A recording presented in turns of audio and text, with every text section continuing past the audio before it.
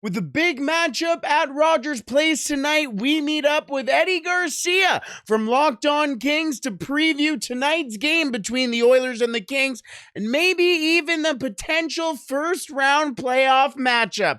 All that and much more on today's episode of Locked On Oilers. You're Locked On Oilers, your daily podcast on the Edmonton Oilers. Part of the Locked On Podcast Network, your team every day. Hey everybody, I'm Eddie Garcia, your host of Locked On LA Kings. Thanks for joining us for this special edition of Locked On LA Kings and Locked On Oilers. We are both a part of the Locked On Podcast Network, your team every day. Thank you for making Locked On LA Kings and Locked On Oilers your first listen every day. We are free and available wherever you get your podcasts and on YouTube. And please like and subscribe if you are enjoying this content. I am Eddie Garcia. I am your host of Locked On LA Kings. Tonight is one of the more highly anticipated games of the season for the LA Kings, who are in Edmonton to face the Oilers. And joining us to talk about this is my Locked On brother, Brett Holden, host of Locked On Oilers. You can follow him on Twitter at TheRealHolden40. Hey, Brett, how you doing today, buddy? Not too bad. How about yourself? I'm excited about this game tonight, and I definitely want to ask you, in oil country, what's the excitement level for this game tonight? It is big. It is really big, especially coming off that big win against Vegas. It was not a tough weekend, but the Edmonton Oilers came off a tough loss against the Vegas Golden Knights at home, and things were kind of going, oh, man, if we're playing contenders and this is what's going on, and then they play against the Coyotes and a little bit of a stinker there. Then the Oilers put up a pretty good win in Vegas, and everything's a little higher today. You know, the Oilers have been allowing a couple more goals than usual, which I'm sure we'll talk a little bit about too. But tonight is really another test, and what Liam Harobin from Oilers Nation put it as for this game is, this has been exam week for the Oilers, and this is the final test. And it feels like this is truly the final test for the Oilers tonight heading into the playoffs. Well, just a little roadmap as far as how this show is going to go, because it is a shared episode. First half of the show, I'll be asking you about the Oilers. Second half of the show, you'll be asking me about the Kings. In the third period, we'll discuss a potential rematch between the two teams in the first round of the playoffs. But I don't really need to tell anybody this, but I'm going to do it anyway. Why is this a big game tonight? Well, look at the Pacific Division standings. The LA Kings are in second place, which is 1 point up on the Oilers. Kings with 96 points, Edmonton with 95. Now, the Kings do have a game in hand on the Oilers. They've played 74 games, Edmonton 75. LA wins. They keep the hold on second place and potentially have home ice advantage in the first round of the playoffs. At least that's the way it would be if the playoffs ended today, which of course they don't. For Edmonton, if they win, they take over second place and again would move into that position for home ice. Now, this is the third of 4 meetings this season for the Kings and Oilers. Kings are 2-0 against Edmonton so far this season. First meeting was November the 16th, a 3-1 win for the Kings. The second meeting was January 9th, a 6-3 win for the Kings. And there is the one head-to-head matchup coming up next Tuesday in LA. But I think the thing that jumps out to me, other than that the Kings have won both meetings so far, is that Connor McDavid has 1 goal. Leon Draisaitl, no points in those 2 matchups so far.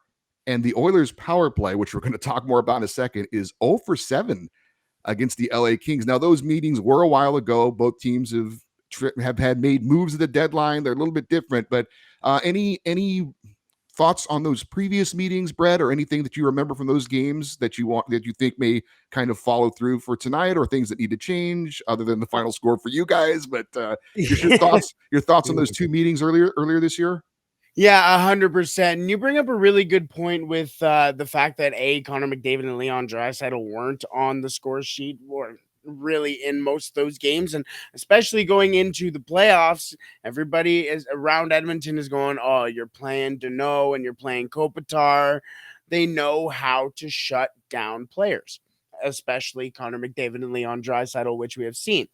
But what I remember from the Los Angeles Kings game, the last time these two teams played, is that has been kind of a turning point for the Edmonton Oilers. In that game, you probably remember, yes, Puljujärvi dropped the gloves in the first period, who's no longer an Oiler, unfortunately. That is my Bison King, but we move on. Puljujärvi fought in that game, and then in the third period, we got Klim Kostin fighting in the third period as well. And we ended up with Sean Dursey and Zach Hyman as well. And that was kind of when you realize that this was kind of a tighter group than we really realized in Edmonton. A lot of the flack, I guess, for the Oilers before that had been the Edmonton Oilers aren't that tough. You don't see them really fight. I don't think they'd even maybe had one fight before that, maybe two, and they were both Klim Kostins. So it really made an example of how the Edmonton Oilers can play. And if the Edmonton Oilers are losing, they're not going to go down quietly. And it kind of made the impression that they have a lot of different dimensions to this team. They ended up making a couple of really, really good acquisitions at the deadline as well. And this Edmonton Oilers team is going to be a very different team than what the Los Angeles Kings faced off against earlier this year.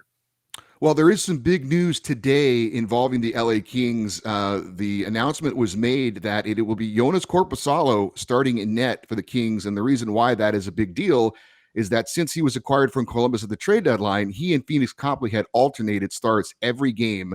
Now, on Tuesday, the Kings lost in Calgary to the Flames 2-1. Korpisalo started that game. We thought it was going to be Phoenix Copley, but it's not. So the Kings may have tip their hand a bit as far as how this will go down the stretch and into the playoffs. There's one injury note involving the Kings. Gabe Vilardi, who is having a career year for LA, really has blossomed this year, 23 goals in the season. He is out with an upper body injury. Is there any Oilers news today or any recent injury news for the Oilers going into this game? Stuart Skinner will be getting the start for the Oilers, so no former King Jack Campbell in the net for the Oilers, and I'm sure Oilers fans are rejoicing today. But the Edmonton Oilers, it sounds like, will be going with an 11-7 lineup with Devin Shore probably dropping out and Philip Former Broberg King drawing in. Yeah, Broberg drawing in.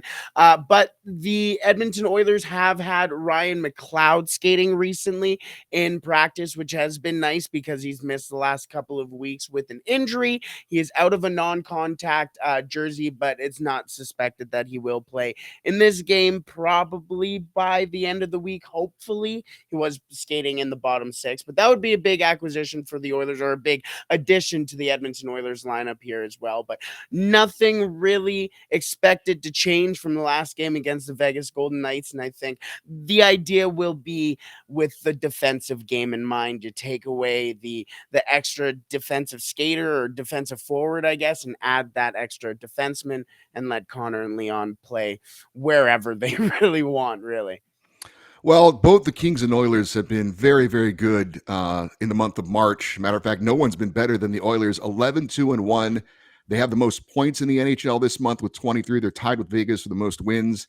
Are the Oilers playing their best hockey of the season right now? Yes and no. The Edmonton Oilers are finding ways to win games, and they're showing that as they're doing that as a team. They're able to move and beat teams in any way possible, which is really, really good to see going into playoffs, because that's how you win games. You're not going to be a one-dimensional team just winning either blowouts or winning games because you have possession of the entire game or you have a really strong defensive game. The Edmonton Oilers are finding different ways to win. The issue is consecutively, if off the top of my head, in the last 4 straight games, the Edmonton Oilers have allowed 4 goals or more. Not a great formula to win hockey games, especially when it comes to playoff games. Now, if there is any team in the NHL who can outscore their defensive issues, it's probably the guy with 143 points.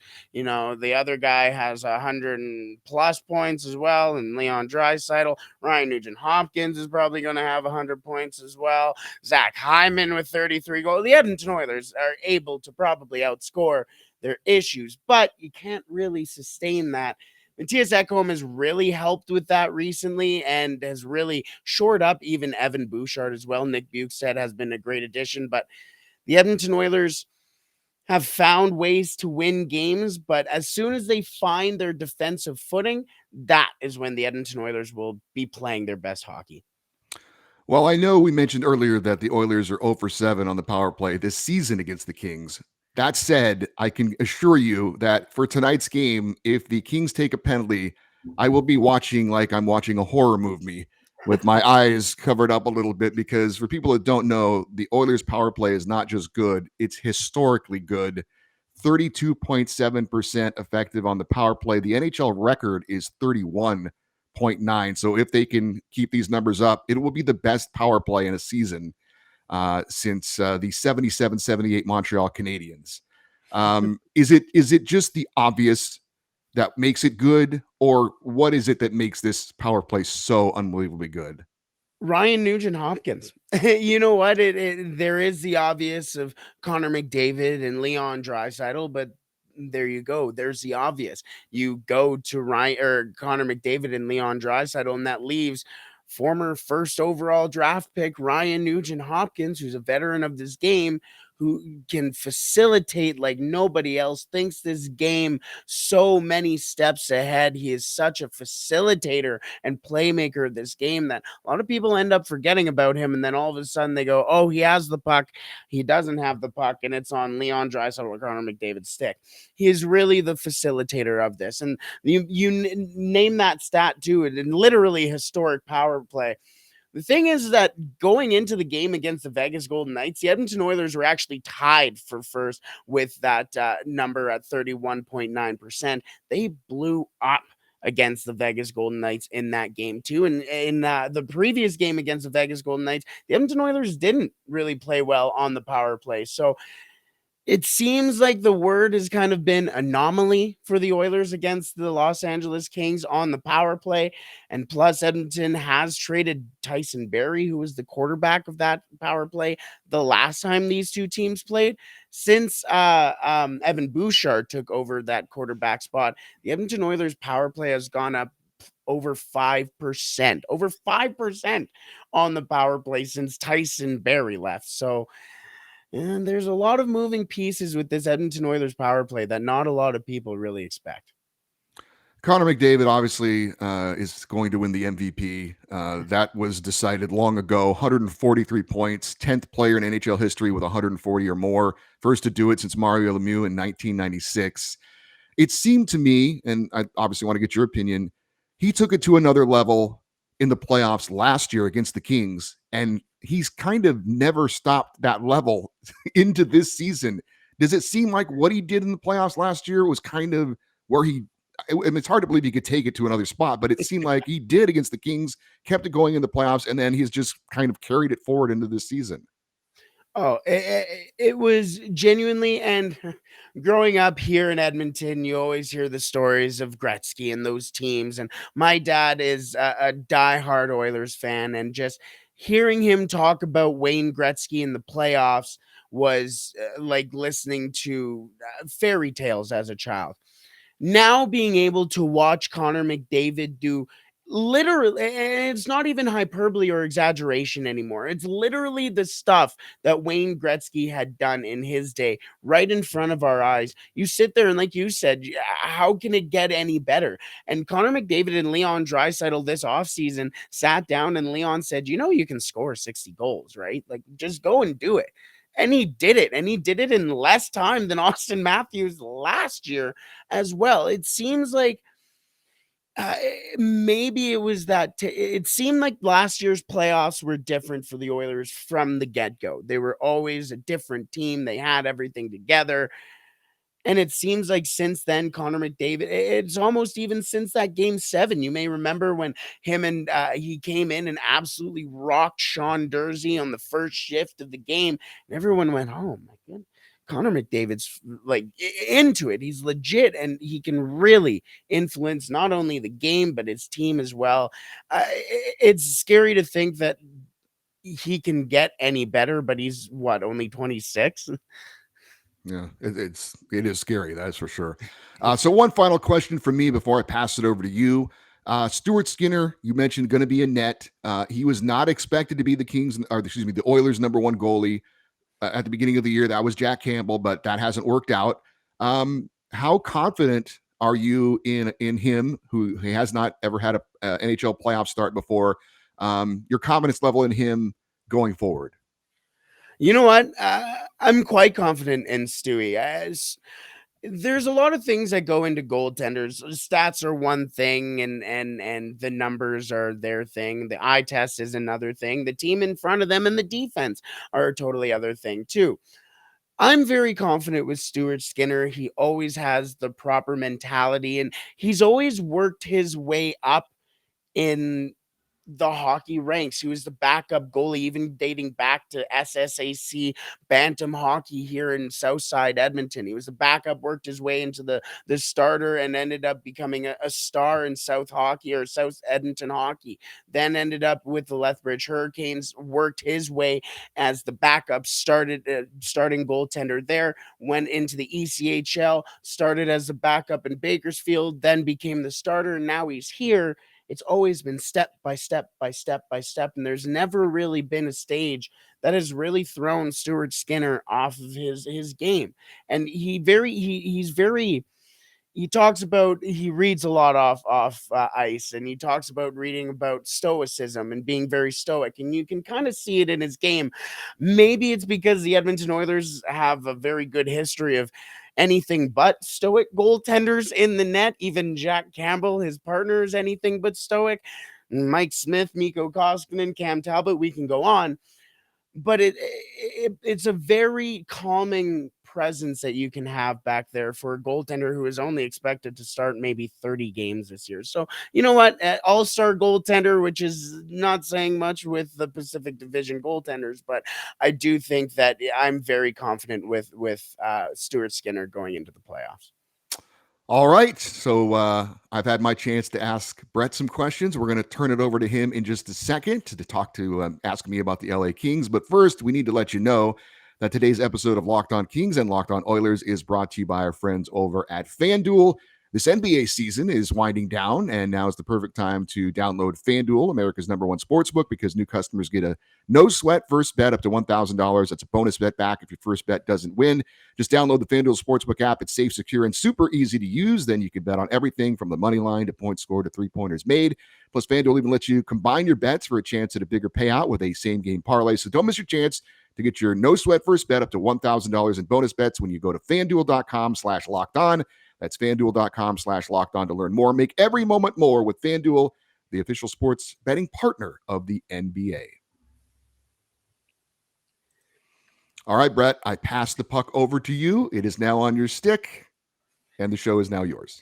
I turned it over in ball hockey last night, so you probably don't want to pass to me too often. That's why I'm a defenseman. But no, let's be real, Eddie, heading into the season, really, this season, there were tapered expectations, maybe to say, for the LA Kings heading into this year. Obviously, had a pretty surprising year. Not necessarily surprising that they got into the playoffs, but they obviously held their own against the Edmonton Oilers. That was not really expected to happen. Took the Oilers to 7 games, and everybody expected this team to maybe be in a wild card spot, fight for that third spot. But so far this year, the LA Kings have been anything but fighting for a playoff spot. They have dominated, especially since the All-Star break as well. How do you feel about where this team is now, where the expectations were in the summer? Well, last year, I think, was a bit of a surprise for most people. I think a lot of people thought they had overachieved. And the Kings will tell you, no, we were on track. Okay. But going into this season, certainly the expectations were that they would once again be a playoff team. I don't think anyone was thinking challenging for a division title necessarily. But there were definitely expectations that they would take another step, right? And that other step doesn't mean just getting into the playoffs, but getting out of the first round of the playoffs, right? To take that next step.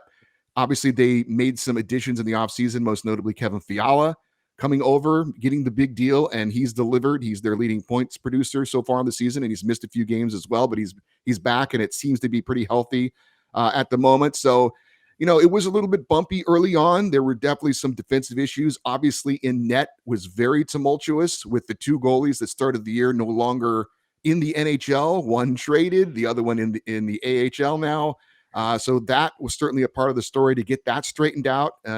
Phoenix Copley, who is not going to be starting tonight, certainly came in and saved the season. And then they went in and made an acquisition at the deadline to get Jonas Korpisalo to really shore up the goaltending. But hand in hand with all that, later in the year, maybe around the turn of the calendar, they really started to commit to being a much better defensive team. And even though they are much better offensively this year, much better on the power play this year than they were a year ago, this team will still ride or die with their defense. And the goaltending has been good enough, but defensively is where this team really turned it around. And that's how they've played much better hockey this year than I think a lot of people thought.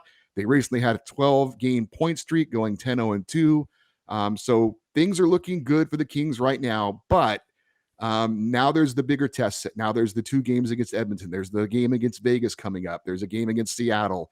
So going into the postseason, the Kings are going to get tested, and we'll see if they've got enough and improved enough to be able to hold on to home ice in the first round of the playoffs. Now, you mentioned the acquisitions at the deadline. I want to get to them in a second, but more specifically, you mentioned these games coming up here.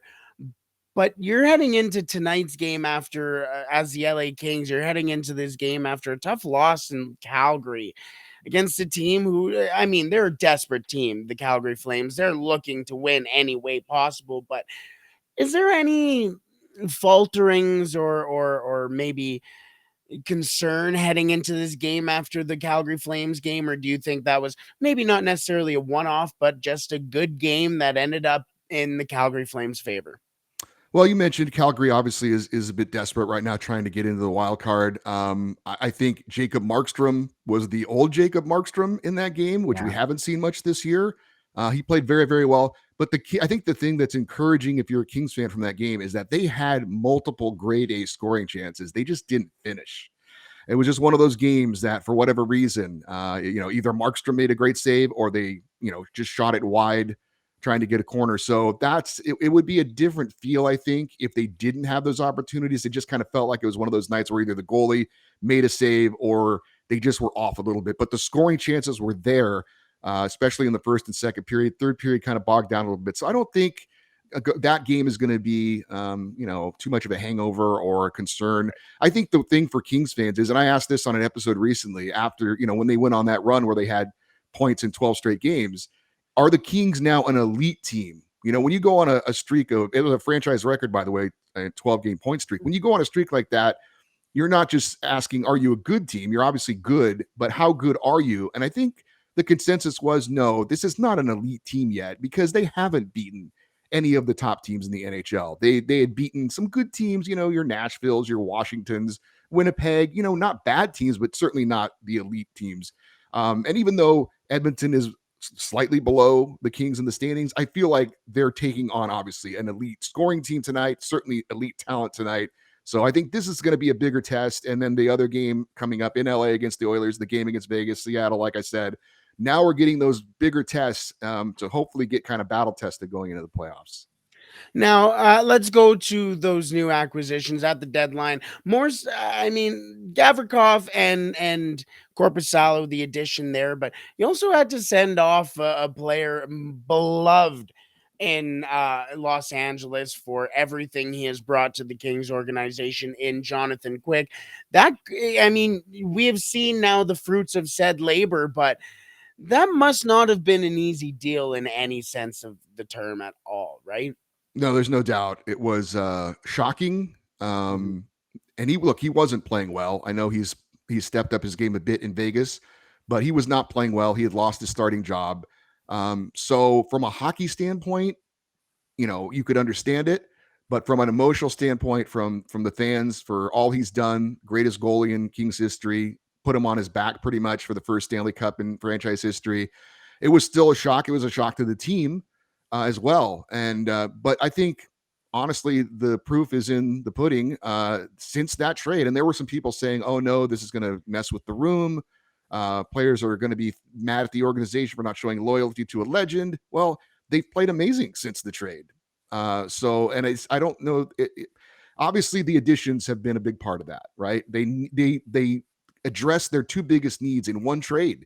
They needed to shore up the goaltending, and they needed a left shot defenseman to kind of straighten out the defensive pairings. And it's exactly what's happened. So Was it difficult? Yes. Is there a certain segment of the fan base that's still probably bitter about it? Yeah, there are. But I think in the end, we all know, that this was something that had to be done as far as helping the team get better. And it's just the thing that's made it really hard, though, Brett, is as you can understand, is that if he had stayed with Columbus, we would all be thrilled, win every game. But going to Vegas and helping them right now with that goalie situation they have it's made it a little bit more difficult for sure. 100%. Yeah, no kidding. I've been to a couple of Kings Knights games, and those are some pretty intense games, let's just say. So I can understand the little bit of bitterness there for sure. Defense, though, this is a team that prides themselves on defense, and it makes sense taking a look at their defensive core. Mikey Anderson, I think we all know my preferences on Mikey Anderson, but a very strong defensive player in his own right. Drew Doughty, a healthy Drew Doughty right now. Sean Dursey, Alex Edler, you mentioned or we mentioned, I guess, the addition of Vladislav Gavrikov. We can go on and on with some of these guys who are playing for the Kings defensemen, or defense, I guess. But what do you really see the success in the defensive game here? And where do you think that, because this is going to be offense versus defense, the Oilers versus the Kings in this game and potentially series that we see in the playoffs. What do you see the real success is for this team? And it's not, again, not only their defensemen. We mentioned guys like Danault and Kopitar and defensive suppression type forwards as well. But where do you see all of that real success coming from in your own end? Well, it's certainly a team effort. It's not, they're the Kings to be successful are going to have to play good team defense. Certainly, it's not just on the blue liners. But when we saw earlier in the year, things got a lot looser for the LA Kings, and they were giving up grade A scoring chances.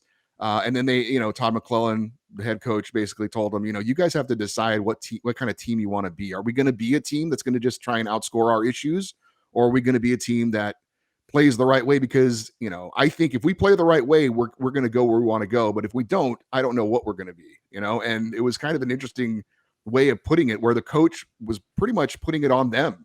What are you guys going to do? I'm not gonna tell you what you have to do. It's up to you. You have to do it. And it was like, wow, shouldn't he be telling them what to do, not just leaving it in their hands? But ultimately, he's right. The guys on the ice are the ones who have to get it done. So, the second half of the season, more commitment to blocking shots, things that you need to do in the playoffs to have success. But it's a total team defensive effort. And if that's, if the King, they played a game the other night against St. Louis, and it was 7-6, and it was just a reversion to and they won the game, but it was just they throwback to all those issues they had earlier in the year. And I think that was a little bit of a wake-up call to say, hey guys, we're not going back to that. We got it. When we've had the success, it's playing as a 5-man unit defensively, taking away passing lanes, getting in the shooting lanes and blocking shots, letting our goaltenders see it, clearing out the rebounds, just all that basic stuff.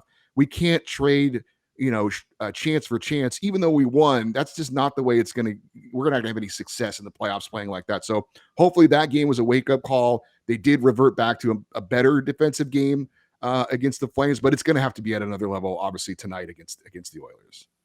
My last question before we head into the final segment here, the final period, I like to call it. But my final question here is, for me, with the Edmonton Oilers, I'm taking a look at the entire playoff window or playoff picture and the teams that are in the playoffs right now. And I go, I'm not really scared of many of these teams in the playoffs. I don't know. I'm just, for the Edmonton Oilers standpoint, I'm really not. The team that always comes up is the Colorado Avalanche. You go, you're not scared of the defending Stanley Cup champions?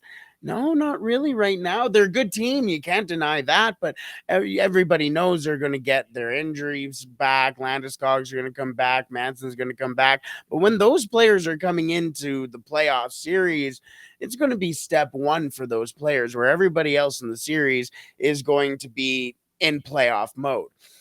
Do you look around the playoffs at all and maybe measure yourself up or your team up to all the other teams in the playoffs right now? And how do you feel about a potential playoff run past potentially the Edmonton Oilers? Yeah, I think you're absolutely right. And I think the West is absolutely wide open this year.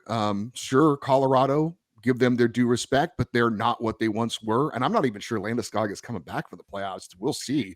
Yeah, But, they obviously lost Nazem Kadri. They have a new goaltender this year. It's not quite the same team. Maybe they're just lurking in the weeds and they're going to turn it on once the playoffs come around. But that's not the easiest thing in the world to do. I mean, all due respect, Dallas. I mean, no, do I fear the Stars? No, they've got some good players, but Minnesota's playing some solid hockey. But do you fear them? No, I think the Kings can be competitive in any series they play against any of the teams in the West. Doesn't mean they're going to win it, but I think that I'm not like you said. I think the key word is: do you fear any of these other teams? Not really. I think if I was going to pick one, it would probably be the Oilers because of Connor McDavid and Leon Draisaitl and because of that power play. I do fear those two players and I fear that power play. But on the yeah, whole, I don't know that I would be shocked, even if, well, I guess Winnipeg, if they won the West, I'd be pretty shocked by that. yeah, But really, like, Seattle, I wouldn't be stunned if they yeah. made it out of the West. I don't know Mhm. that I'd be stunned about most of these teams. So it's pretty wide open. And yeah, I don't know that I think it's everybody's got a shot. I think both of our teams have a legit shot if they do match up, and whoever wins it, I could see them moving on to the Stanley Cup final potentially. Oh, the beauty of our NHL playoffs, eh? It's the best time of the year, that's for sure, and can't wait to get to it. We're going to talk though about the playoffs here to close things out, but want to remind you that we obviously want to thank you for watching this show. But once you're finished, check out Game to Game NHL. Every moment, every top performance, every result. Locked On Game to Game covers every game from across the NHL with local analysts that only Locked On can deliver. Follow Game to Game on Locked On NHL, available on the Odyssey app, YouTube, and wherever you get your podcast. So, Brett, as you well know, the Kings and Oilers squared off in a pretty entertaining 7-game series last season. The Oilers ended up winning it in 7 and went all the way to the Western Conference Finals, eventually losing to the Stanley Cup champion Colorado Avalanche. And I think both teams are definitely better than they were a season ago. And I could see if this ends up being the first round playoff matchup, I could see it going 7 games again and being a hell of a matchup. Yeah. Oh, 100%. And it's pretty interesting. You mentioned how the teams are better now. It's interesting to see in certain aspects. I mean, with the additions, the major additions that the Oilers made in the offseason specifically, Vander Kane was one of them. The Oilers had Vander Kane in the playoff series last year, but really the new players would be Matthias Ekholm, who they added at the deadline, and Jack Campbell, who won't even really be starting. So I guess Stuart Skinner would be the new player. And on the flip side for you guys, you also have a whole new goaltending tandem too. So it's such a weird place to be where we're sitting here and almost flip positions, I guess, when it comes to where we were in the standings. But where I kind of have a question for you in this sense, where do you think if we were to have, really the question is, who do you think should have home ice advantage in this series? Not in sense of how each team is playing, but who do you think would have a better time with home ice advantage here? Because I kind of wrap my head around it and go, I don't. We saw the both of these teams play in the playoffs last year, and great buildings both sides. But I don't know if either team can get rocked by either one. I don't know. Is it just me, or this has been something that's really been wrapping my brain for the last little while here? Well, I think the kind of generic answer would be it would be a bigger deal for the Kings because having that extra game where you get the second change and you could try and match up against McDavid and Draisaitl, but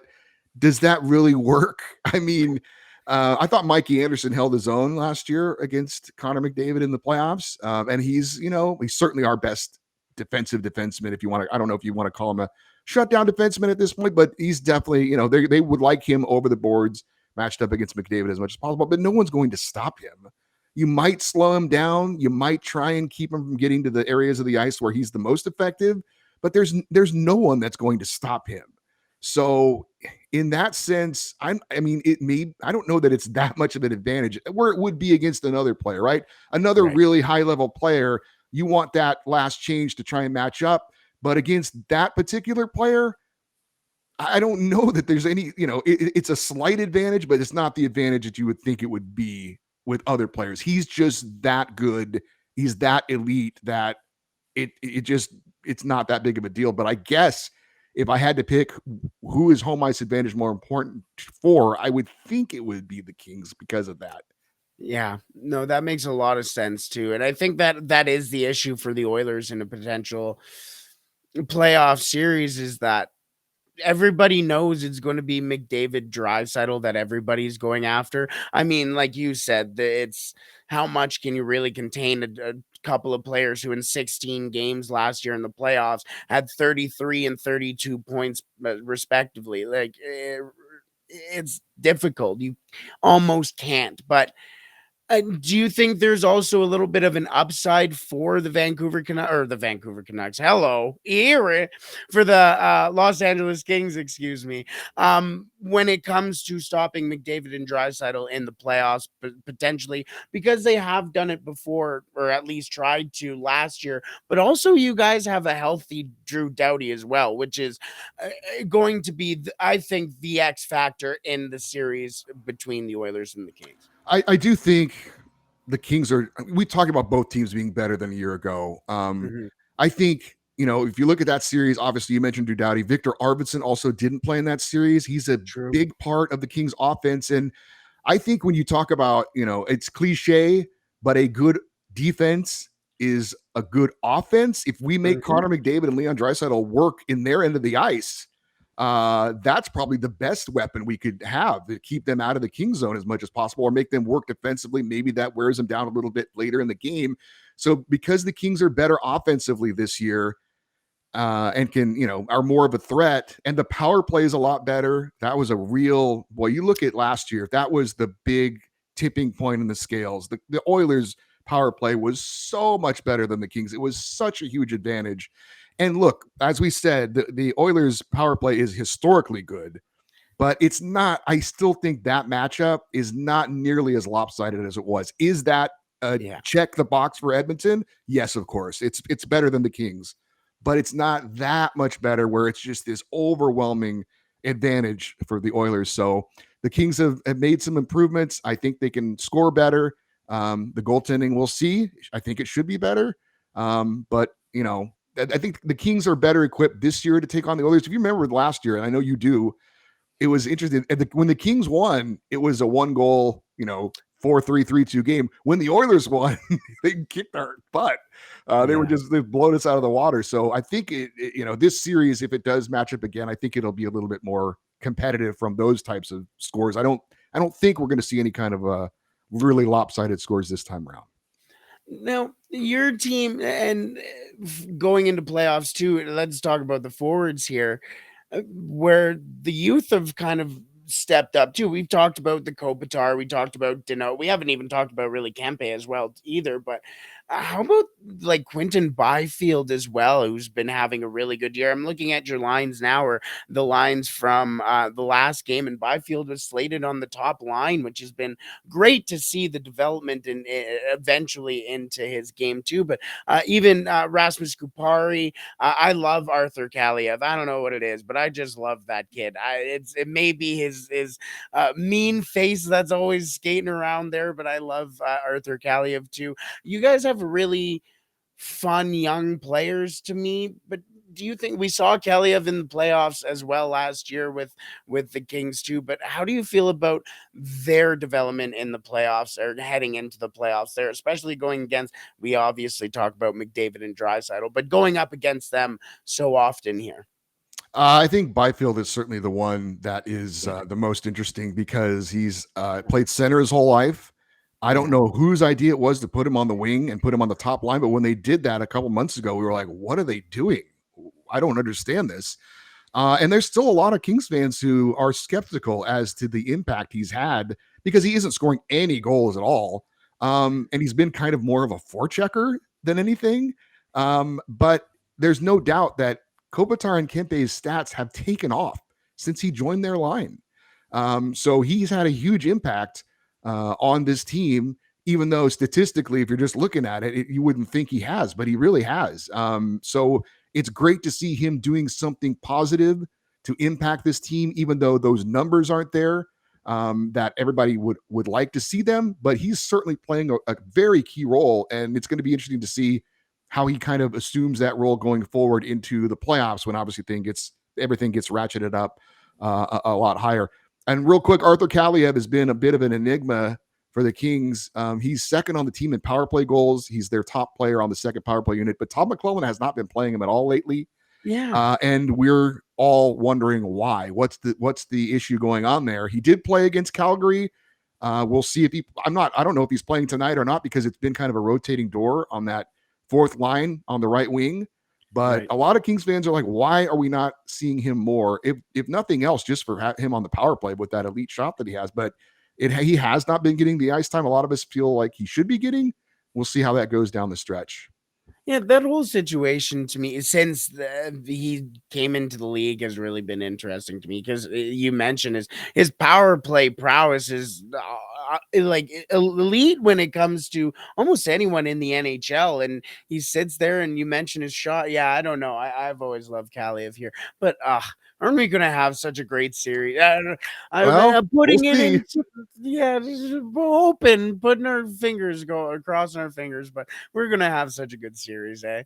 Well, it should be a great game tonight, and obviously the rematch in LA coming up. Looking forward to that one as well. Brett, we could go on forever, but we can't. We have to wrap it up and leave it there.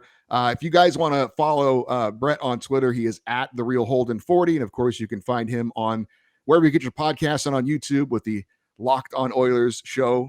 Brett, it was great to have you. Appreciate it. I know we're trying to work on a Pacific Division roundtable show again that we had from earlier in the year. So hopefully we'll talk to you then, and looking forward to tonight's game. Oh, I can't wait. Thank you so much for having me. Good luck tonight. All right. Thank you, Brett. And that'll do it for this special show of Locked On LA Kings and Locked On Oilers. Hope you enjoyed it. And we'll see if this matchup goes forward in the playoffs as well. Thanks for listening. Thanks for watching. Have a great day. He'll say go Oilers go. I'll say go Kings go. And we'll talk to you next time.